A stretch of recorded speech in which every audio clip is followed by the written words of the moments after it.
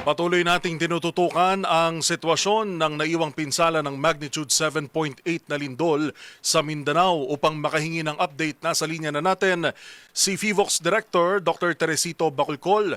Dr. Bacolcol, sir, magandang tanghali po. Si Yuel at Karen po ito sa DZRH TV. Magandang hapon po, sir. Yes, ma'am, sir. Magandang hapon din po sa inyo. Opo, so far po, gaano nakarami yung aftershocks na naitalaho natin mula nung 7.8 po kanina? So as of 12 p.m. kanina, nakapagtala na po tayo ng 183 aftershocks. And out of the 183, siyam po ang naramdaman ng mga tao. And yung magnitude range would be from magnitude 1.3 to 6.7. So 6.7 yung pinakamataas natin. Kanina po naglabas tayo ng tsunami alert sa coastal areas. Sa ngayon po, still naka-up pa po ba ito o inalis na po natin? Naka-up pa rin kasi as of now, meron pa rin tayong nare-record sa ating sea level gauges ng pagtaas ng tsunami ng waves.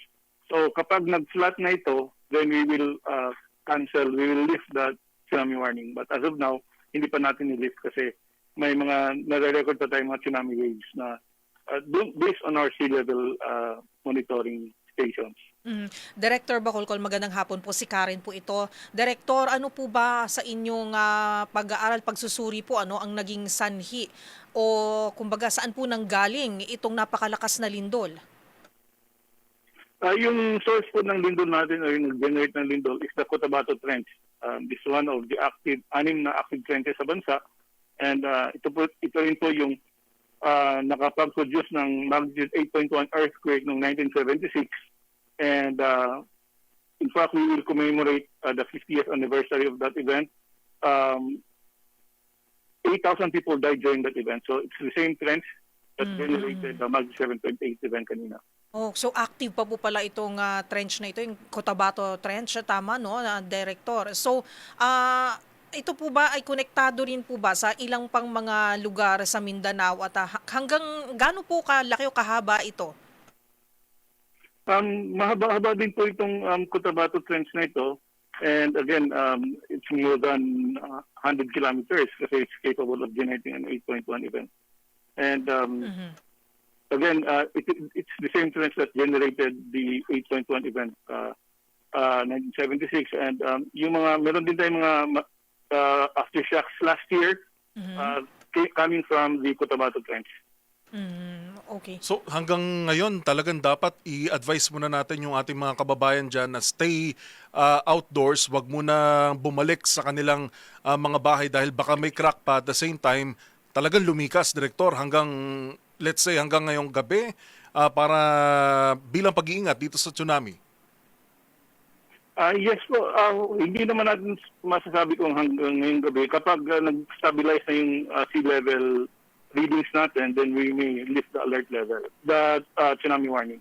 Panghuli na lang. Pero yung mga, yung mga bahay na nasira, may visible damage. So muna sila pumasok doon. Baka kasi hindi ito nasira during the main shock, baka masira ito during strong aftershock. So they need to consult their local or city engineering office and seek further advice. Panghuli na lang po on my end, ano po yung lugar na pinaka natamaan ho ng lindol na ito, and paalala po sa ating mga kababayan na nakatutok sa atin ngayon dahil yung huli kong kausap namin dun sa kasama ho namin sa trabaho sa area ay hanggang ngayon nararamdaman nila yung malalakas pa ho na aftershocks. Okay, so ang pinaka matindi talaga is sa General Santos City, intensity 7. So when we say intensity 7, that's considered as destructive. Now, yung paalala natin sa ating mga kabayan, kapag may malakas na aftershock, they do the duck cover and hold. And again, as I mentioned, huwag mo na sila pumasok, bumalik sa kanilang mga bahay kung may visible damages ito, visible cracks.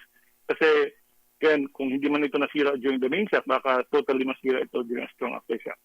And finally rin po on my end, Director, about the tsunami warning, ano po, lalo na po sa mga nagpaplano pong maglayag, ano pong inyong paalala, inyong pong abiso at the same time, if ever po may mangyari, ano po yung ma-generate, gaano kalaki na waves po ma-generate nitong tsunami, pero sana wag naman po.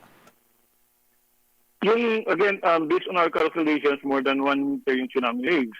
Pero kung titingnan natin yung 1976 earthquake, although mas malakas yun kasi 8.1, nakapag-generate ito ng 8 to 9 meter tsunami waves. So, tandaan lang natin kapag nasa coastal community tayo or nasa coastal areas, kapag may malakas na lindol na halos hindi ka na makatayo, kapag napansin natin na biglang bumagsak yung dagat, at kapag may roaring sound coming from the sea, kahit isa man lang dito sa tatlo yung ating ma-perceive, then we have to move to a higher place immediately. Kasi wag na po tayo maghintay ng advisory from the office kasi it would only take minutes, katulad ng nangyari ng 76, 5 minutes lang after the main shock, dumating yung tsunami waves.